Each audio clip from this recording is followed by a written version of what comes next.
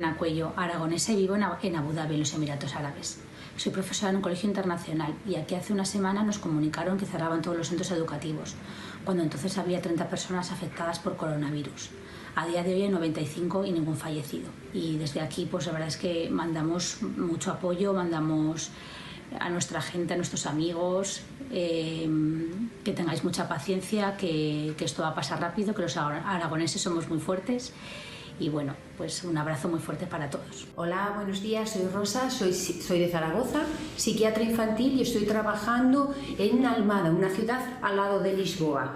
Bueno, hoy es lunes 16, y es para que veáis, estoy sola, no marcamos consultas porque todas las consultas externas han sido suprimidas. El gobierno ofrece o permite que padres con hijos menores de 12 años se puedan quedar en casa, por lo menos uno de los padres, y el resto de la situación, hay menos gente en la calle, pero el resto, bueno, con calma.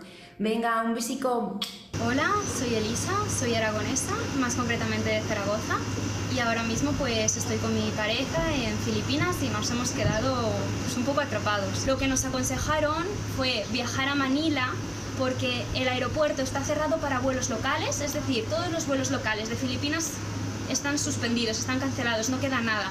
No hay ningún ferry tampoco entre isla e isla, entonces es imposible llegar a Manila, aunque los vuelos internacionales sí que están saliendo. Poco a poco pues intentaremos paciencia y intentar salir del país cuanto antes. Hola Zaragoza, hola Aragón. Estamos aquí en Londres. Aquí todo funciona igual, la vida sigue igual.